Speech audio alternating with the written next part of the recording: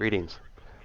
I'm Darren, and I'm playing a brief solo scenario that will meet up with a group later on, but it's my character escaping with another character who is unconscious. Long story short, um, d- Captain Lars Grosch, a member of the Swedish army and now a member of NATO and swept up in the battlefields of Europe during World War III, finds himself at the losing end of one of the major battles in the year 2000.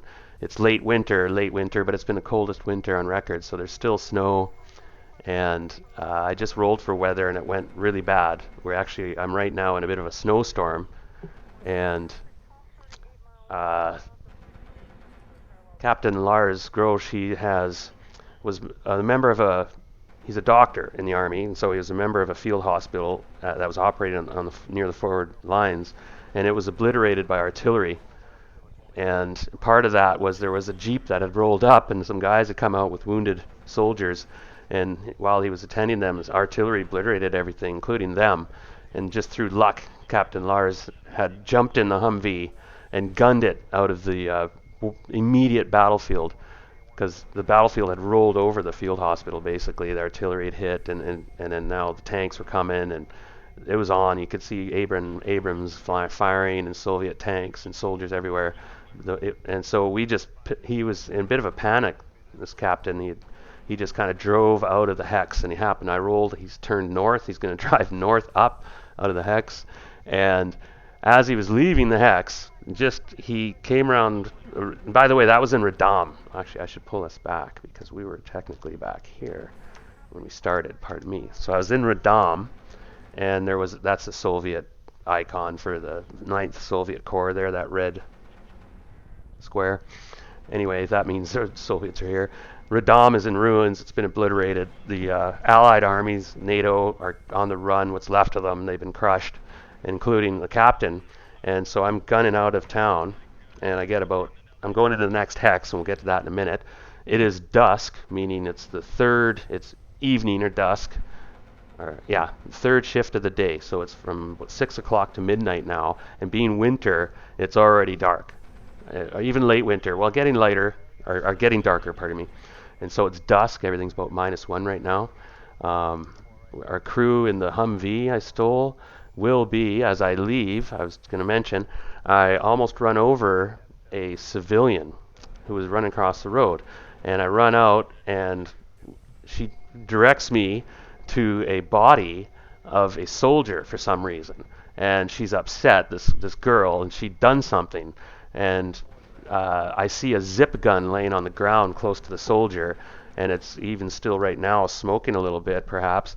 And then she's got a few tears in her eyes, and she's tugging at this guy who's unconscious, this soldier. And he's dressed, I can tell, in like Spec Ops uniform elements and stuff, webbing, and he's got a impressive looking rifle there, like very impressive looking rifle. It's probably 5.5 feet long, and I've heard of it. It's like a high density, high powerful sniper rifle. Very valuable, I realize. And so I tell the girl, grab the rifle, and I point at it and say, grab it. And she shakes her head at first, but I say, grab it. And she grabs it, and awkwardly, because the thing weighs quite a bit and is taller than her, but she hauls it up, and I point back towards the Humvee, which is idling there with the door open, and kind of sideways in the ditch when I slammed on the brakes and almost killed her. She drags the gun back towards the Humvee, and I stabilize this soldier. I check him out, and I've already done this, just recapping. I've done a medical check to try stabilize him, and I had stabilized him. He was hurt grievously, though. He's got a stomach wound, and I'm starting to suspect something here. Like the stomach wound, it's a small caliber weapon, and I can tell just from my experience, it's a small caliber weapon. And he was hit at close range, though, I'm pretty sure. I can tell just by the way the bullet entry and powder and all that stuff. I'm an expert at that. So I'm suspicious a little bit, but I kind of, for the moment, we stabilize him, and then the girl comes back and helps me drag him quickly to the Humvee, and he almost dies in that process, like very close to death. We managed to get him in the Humvee front seat. It's cramped in there. This Humvee is, by the way, is a special mod. It's got we might not even realize this yet, but it's got a um, a tow system, anti-tank tow system on the on the roof. It's not up right now and engaged. It's down, probably folded and whatnot, so it doesn't look like what it you would think. But right now, the Captain Lars hadn't really thought about it. They get in. He realizes this Humvee's cramped for its size, but it's got all this equipment for this tow system and whatnot. And the ammunition alone takes up a lot of the back. But anyway, they get in the Humvee, head down the road. So that's where we're starting. So we have the 3 passengers. I call him Dr. Lars Grosch right now because he's more of a doctor than a soldier. He never wanted to fight. He didn't want to be here. He's a believer in peace and harmony, and he was living in Sweden and was a volunteer to travel around the world and done stuff for Doctors Without Medicine or Frontiers and so on in Africa and wherever. And then we have Rhys Davidson, who Captain Lars doesn't know at all, really, besides he suspects he's a British soldier. And probably a sniper, that gun and so on. And then this new passenger, he just looks at her, and she's a scraggly-looking, scrawny waif who has survived out here in the wilderness and on her own. So, well, for now, he's just going to go. And she's talking to him in Polish a lot, trying to say stuff, and his Polish is really, really light. He understands a little bit, and so he's getting her, her name's Zara, and yeah, she's been alone a long time, and this battle was unexpected. And so anyway, we're moving north, and so I'm going to start. Sorry about the preamble, but I'm just getting it organized. So here's the Humvee. It's dusk. I rolled the weather. As we enter the new hex, I'm going to declare what we're going to do, all of us. So, well, Davidson's going to remain comatose for the moment. He can't do much. I'm going to try get him awake, but I don't have to stop, because I'm wondering if he knows how to fire up this tow system. But anyway, for the moment, let's just go. So we're going to be trying to drive through this hex. So this is the action of driving through the hex. That'll take like pardon me, it won't take that long because I can drive, I forget my road speed, but I can get through this hex pretty quick. It's going to take me we'll see how long it takes anyway. So she's going to be on recon as we're driving, because you can do that. He's resting.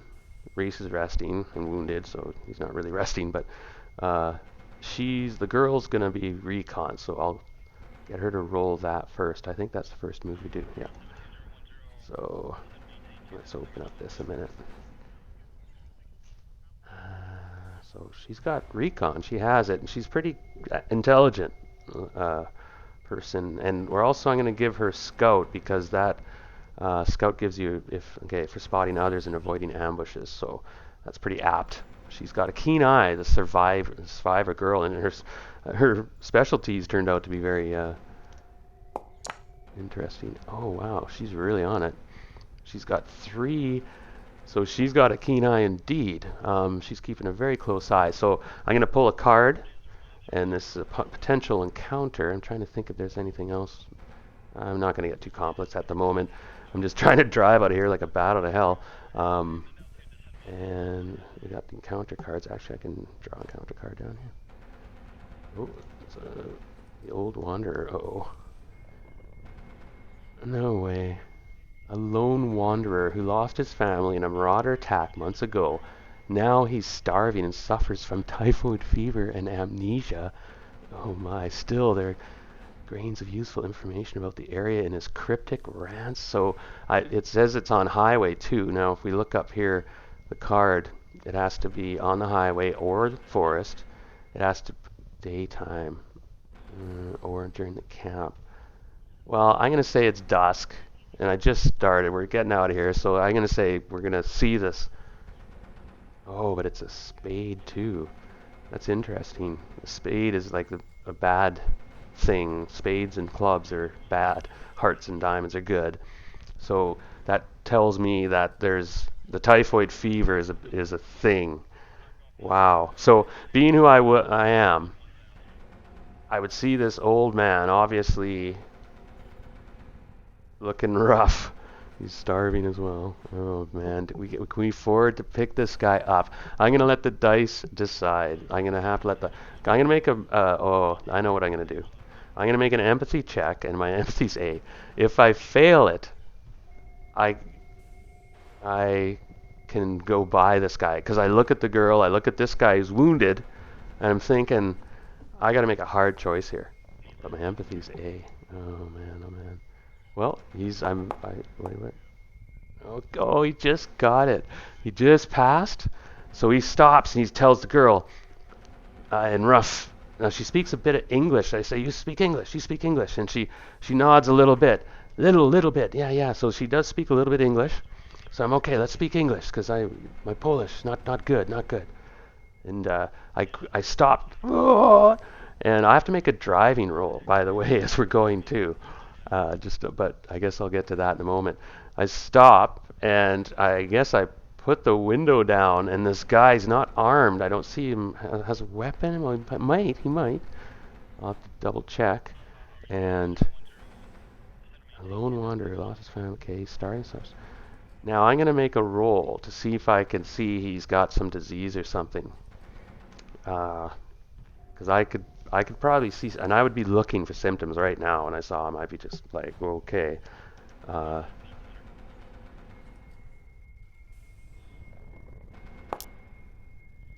wow, I don't see any. Okay, so I'm like, I turn to her. We must take him with us.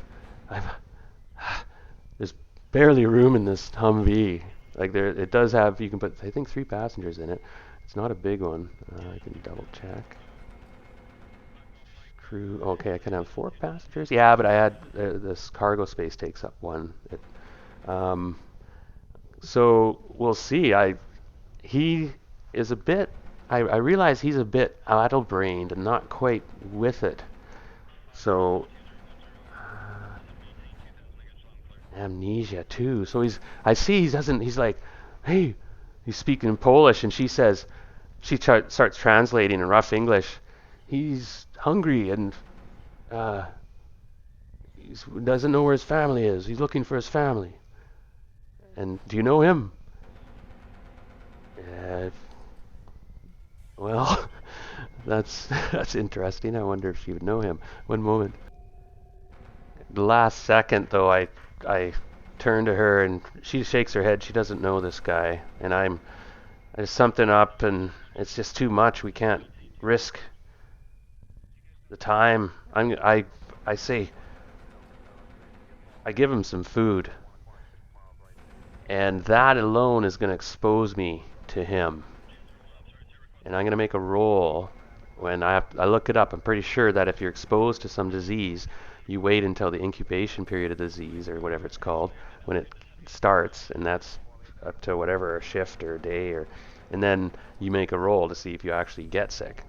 And I might get typhoid fever, and then I would give everybody typhoid fever maybe. So this has actually gone pretty bad to start in some ways. So I do give up one of my food for this guy. I guess that's probably a mistake right there. But I'm going to give him the wild food here, and then we leave. But he does give us a rumor. He suddenly blurts out something. And I'll just find the table here quickly. The rumor. Just rumor. Surprisingly, to sum up, let's see here. A legitimate monster stalks the woods nearby. The PCs need to go through these woods to avoid the adversaries on either side of the forest. Surely the rumor isn't about a real monster. That's just the stuff of horror movies, right? Oh my. Holy cow. Okay, that's how this game unfolds. Now, that's of course, we're not talking Hansel and Gretel or whatever. This could mean there's some band of marauders or some psychopath ranting soldiers, or could be a mine. I don't know, but I'll draw a card because we're going to that forest. Yeah. So I drive away from this guy, and I got to remember to roll for possible contagion. Oh man. Okay, so we're driving. It's going to be dark next as. Actually, no, we're driving through this hex. So that was the encounter for the hex. Actually, that's actually it. Um, Now I could have made a chance that there's plenty of things that could have happened there. Trust me, just having an old guy. I feel bad, but I realize you can't take. No, I might have. Anyway, it's a moot point. I probably got the disease now. Anyway, so as we move, we're through that hex. We're through that hex. Um, and that's simple as that. That's how the game goes. Oh, I have to make a driving roll. Ah, da da da da. That's right. I knew there was something. Now, it's winter and we're in a blizzard. Oh crap. Okay, sorry. I'm going to back up the vehicle just as I leave. And well, I'm gonna make another empathy roll to see if I leave this guy in the blizzard. I just realized it's sort of a storm now. Oh, I can't leave him. I can't. I made my empathy roll. So I back up, and I see shivering. The snow's picking up, getting worse. I'm just, get in. We gotta go. We gotta go. And she's like, the girl's a bit scared. She doesn't trust anybody. Surprised she's in the car, but whatever. Um, we do get him in the vehicle. The heater's going, so people right now, and we book it out here now. I might have probably made a huge mistake, as I'll realize later. Um, Big time. So, wind is howling, and we go into the next hex. Now, she's been talking to me urgently, though. She's been trying to get my attention about stuff, and I've just been driving and trying to keep this thing on the road. Oh, I have to make a driving check. This is a big roll here, because if I end up failing this one, then we have to do a driving mishap, which is all sorts of fun. I do have driving, though, surprise, but there's a... I'm on the road. It's -1 because of winter. It's -1 because it's dark. Ew. That's not... Oh, no. I should have known, yeah. Well, it's dusk. Yeah, it depends if you have the lights on. I wouldn't risk having the lights on. Oh, no. So, a driving mishap. Drat. I was fearing that. Oh, yeah, I'm just not very good. Agility C, driving D. I should have known. So the driving mishaps are fun. Oh dear, oh dear, oh dear. Hopefully it's nothing too serious. Where's the driving mishap again? Counters. Pardon me, it's not there. Well, that's interesting. I think I know the backup. Or do I? Okay, there it is right there. Okay, there's all, this could really bring this little fun truck to a, oh, a blown tire. Really? Well, I think you can, well, you can still drive, but it's, oh yeah. Wow.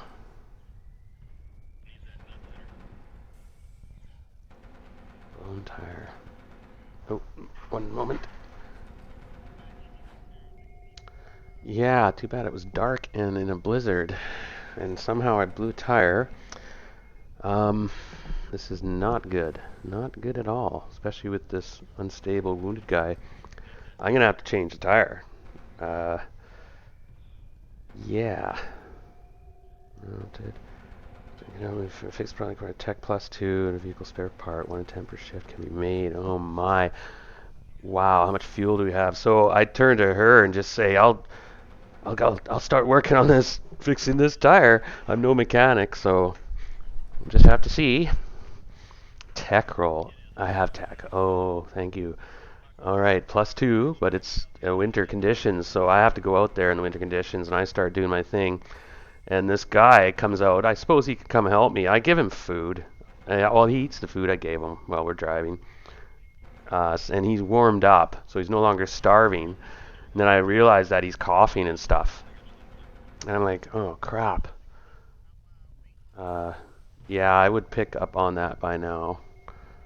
Yeah. Oh dear. I just want to look quickly if what gear I have. Pain reliever.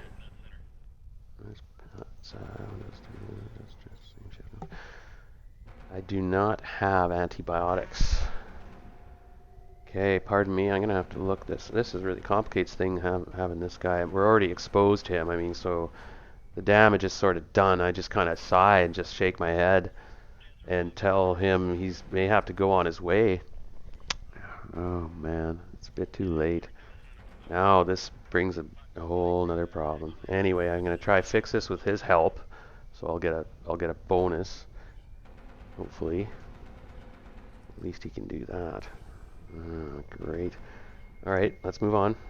Tech roll, and then I have to draw another card because it takes a shift. I don't know why it takes shift. Yeah, Humvee, I guess. Oh my God, I wonder if I could even do this.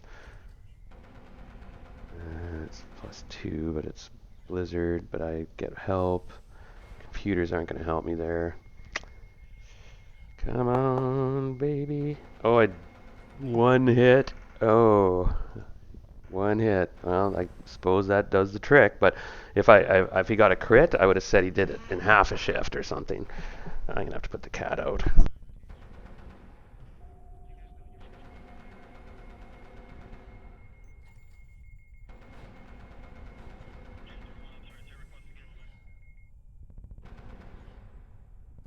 Okay, I fixed the tire. But while I'm doing that, she's on. Oh, she was on recon. So, oh, darn it, I forgot to do something. And I'll show you a little trick. Reese Davis. Oh, I need the girl there. Zara. And so you go. I'm gonna be tech. So what would that go under? That would be other, I guess. Let's put driving because. Yeah, there you go. And then he's resting. And she is recon. Alright, so that's what we're doing this shift. I'm fixing, and this guy's helping me. Actually, I got this no-name schmuck. I should, actually, I do have a thing for him. One moment. It says refugee. I think I should, no? Okay, you can't just drag you in there, can I? What if I put you here? Oh, now I can't see where I put him. Oy, oy, oy. Oh my, no, I'm having a lot of fun. Okay. Oh boy, 1 second. Okay, so fix the tire. I got to draw. Oh, roll for weather. Hopefully, changes. Ooh, it's not a blizzard anymore. I would have to make a stamina roll to see if I become hypothermic as well. While I was fixing the thing. I do not. And I don't have, I'll leave that guy alone for a minute, the NPC. Actually, I could easily roll for him. He would be lucky if he had, we'll give him the 2 6s, and he's hypothermic. Oh well, get in the car. Great. Can't worry about that right now. Alright, I'm going to have to draw a card. Pardon me. Kind of all over the place.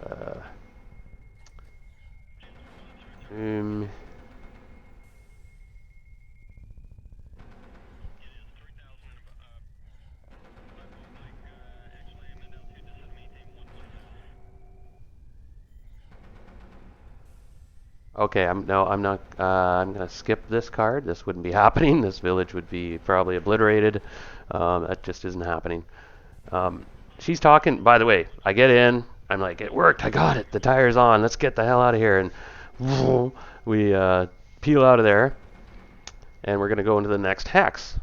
And she's suddenly talking to me again, the girl, and she's telling me about a safe place, and I'm finally, I'm like, safe place? Oh, you have a safe place. And yeah, that's the gist of it. And she's pointing because she recognized something, the area, but and then she points further, like go, go, go, further, further. And so I'm, what else do I got? I'm like, a safe spot. We need a safe place. We're the four of us now. Great. We got two stragglers with us, but she seems to be helpful. All right, then I nod to her, and it's now, we'll go to our clock. There's a clock right here. It is, it's now night. Whoa. And it'll be dawn. We'll drive. Yeah, that's 3 shifts. We went, okay, 2 shifts, pardon me. And it was dusk when we started, so it's now dawn.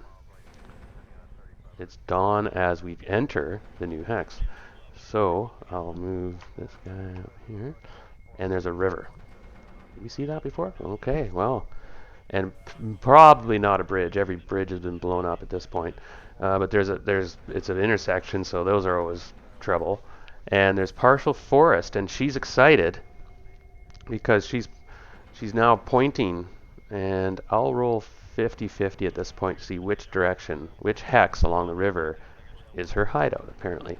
And if it's a 1 or 2, it's the left one. It's 3 or 4, it's the right one. 1. So it's to the left. She's pointing that way now, and there's forest, so we can actually see it by the road, so that's fitting. And so I'm looking for a place, and I have to make another driving roll. She has to make a recon as we're going through this hex, and it's a bit sketchy. There's no village or anything, so who knows, but it's winter. Like, I'm driving through snow, and it's still snowing, I suppose. And let's make a driving roll to see if I can keep this thing on the road. Now, it's dawn and light's coming out, so I'm going to give him still ±1 for winter. And I have to calculate some fuel too, by the way. I forgot to do that because we've gone 2 hexes now in winter, on road though. But anyway. So we have to make some rolls. I rolled for weather already. I do my driving. Am I getting better at this? Probably not. Eesh. I got it. Oh, I managed to keep it on the road that time. Oh, I was just like, we can't afford to keep getting, something bad will happen. Those cards getting turned bad, bad, bad. So I managed to keep this thing on the road. But let's see if Zara can, she's excellent at, excellent scout. Oh, I forgot though, it is winter. Visibilities, so -1 there. No longer night, she would add another -1. But anyway, she rolls. Ooh, uh-oh. You can't push that. That's like a passive roll. Oh, great. So we're turning, we're heading that way. But whatever encounter we draw now is, we'll encounter it. We did our... Oh, shoot. Daytime. It can be during camp, on the road, 3 dozen printers. Oh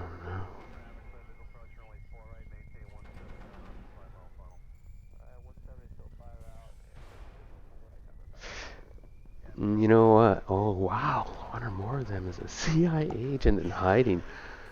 Pneumonia, that's all we need.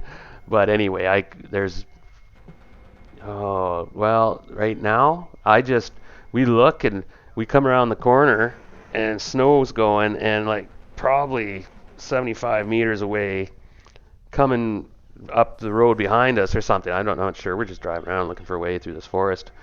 And we see herd along the road. Oh, we just drive around them. Like they see us totally. Like, and the guards look at us, and I'm going to draw a card now. And this is sort of important because let me set that. If it's a Queen of Hearts, wow, that's a really good card.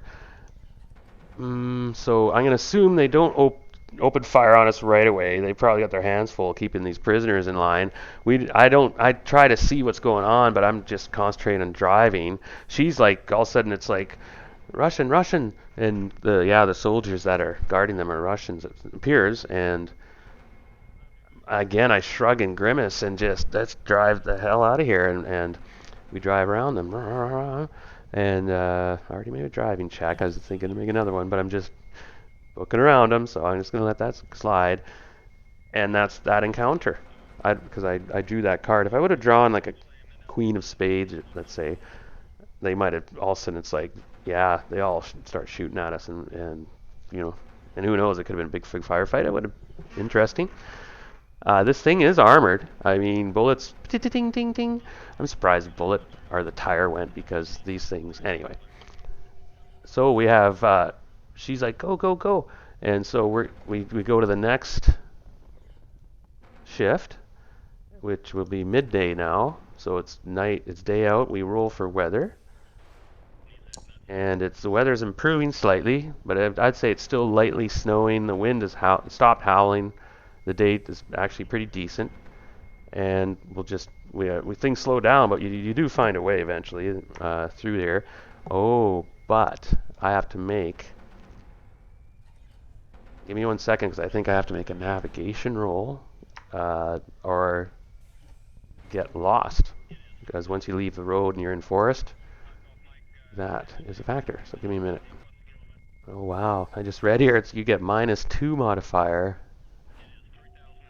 For heavy rains, yeah, heavy rain, snow, -2 modifier. I was doing -1, and -1 night, light darkness. Yeah, so oh, okay, now I know. Forced march, example, driving. Okay, I'll be right back. All right, so I have to roll, first of all, a driving roll to see if there's a mishap. And then, when we want to leave this hex, I think we have to make a navigation. Because if we think we're going south, we might end up going in another direction. So for now, we're in this hex, and we're driving around. And so we did make it into the hex. And just been driving. And another thing is we have to eat. So we all have to erase one of our food and water. So there's one. I'm out of food now. It's official. That's how quick that this happens. It's just like all of a sudden, hey, she is out of water, and we're near a river, but oh no, she has one more water. But the rivers here are all now. Reese, he is now starving, by the way, because he can't. I may stop here anyway, but she's getting excited. She's getting excited that there's her hideout, her safe spot. So he's starving. He's dehydrated. He's in trouble. We have to get him stable, and we have to stop soon.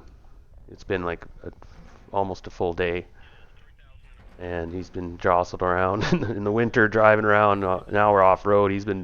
Yeah, that's not good. We'll just say that a good thing he's unconscious, probably, because it's not helping. And I realize that I'm gonna have to. Oh, I completely forgot about something, and that's going to be huge. I have to perform surgery on him.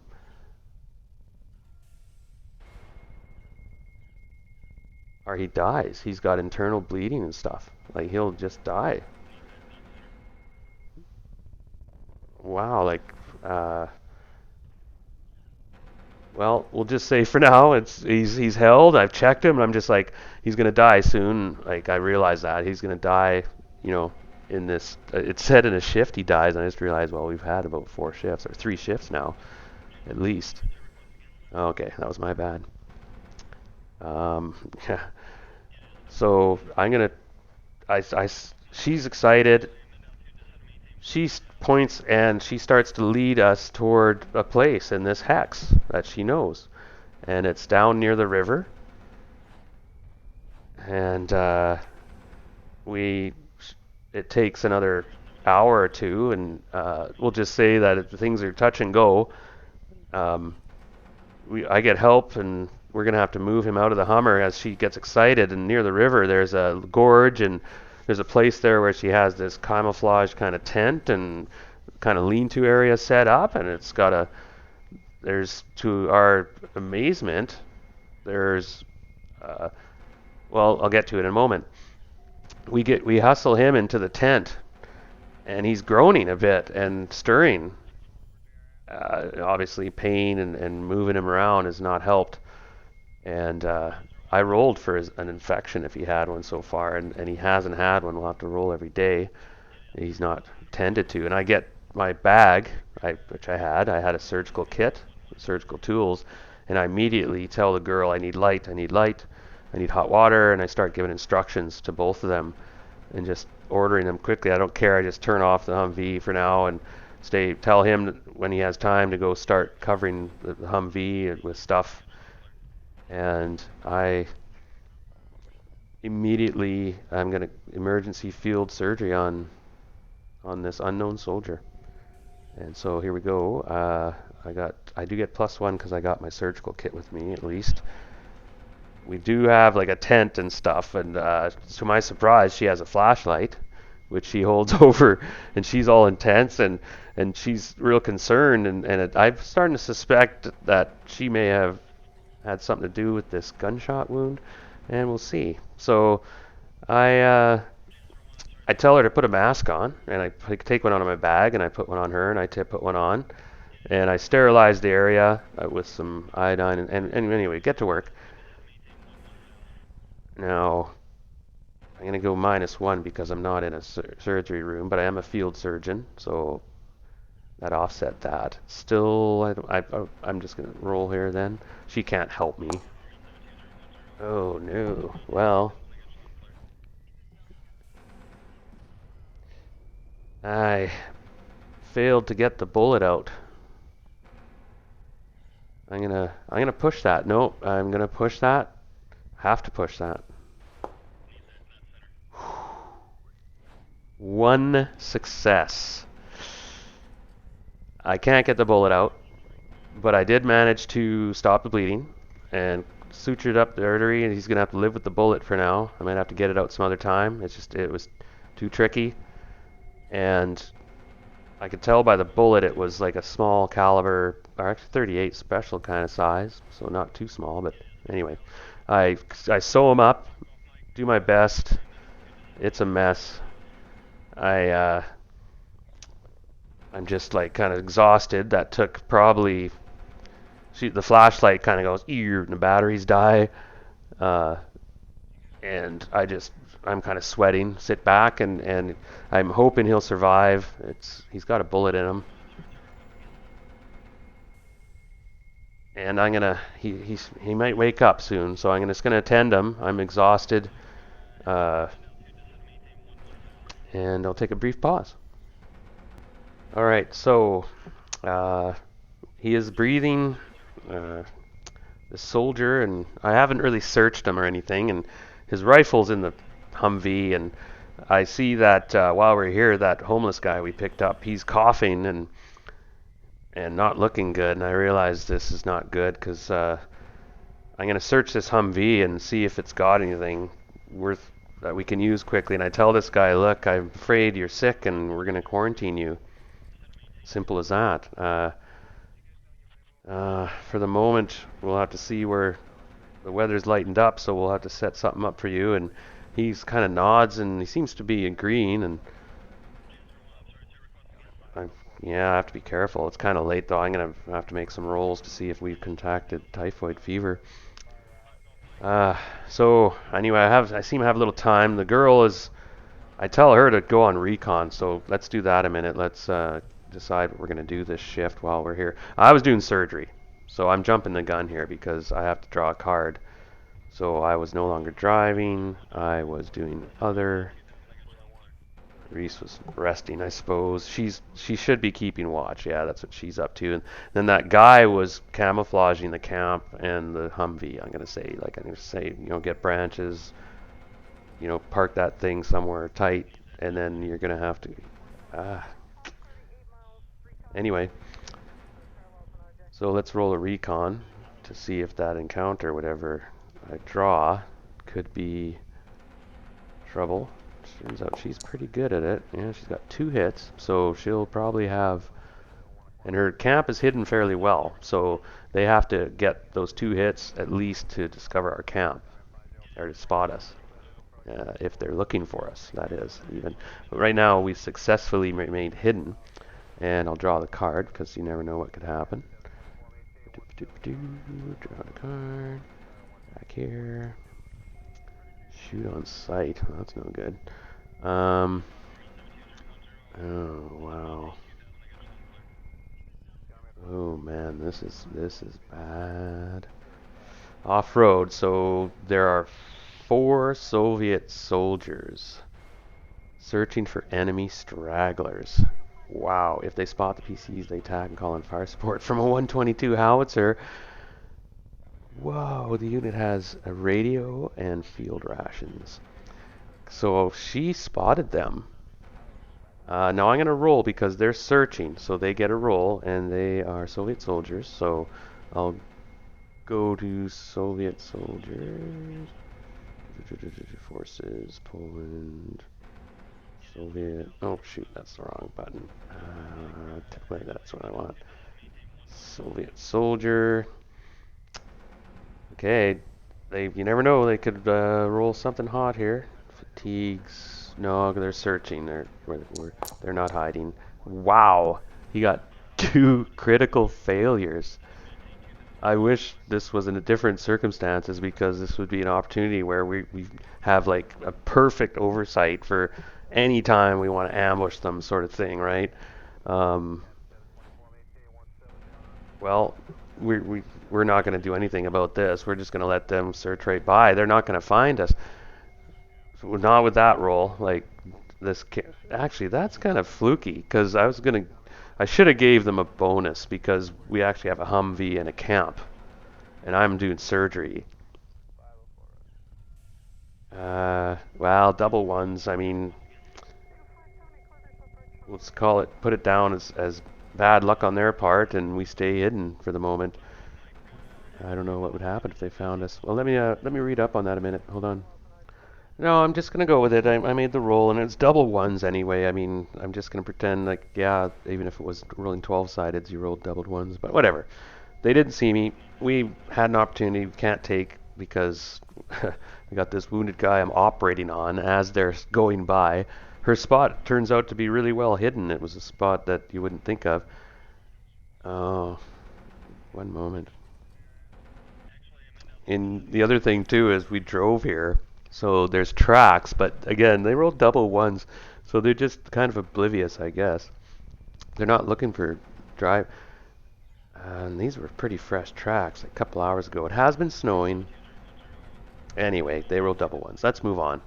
So, speaking of moving on, that is actually the conclusion of the scenario because we've made it to the hideout. At this point, the soldier is going to wake up, and it'll have been a day since the battle. We left the battlefield roughly. He's rough shape, and we may all be in rough shape because we may have typhoid fever, and I have to erase a few more water and food. Actually, I did that for, yeah, I did that for us too. All right, and I already fed him, so he's gonna. And now, thanks for watching, and yeah, see you later.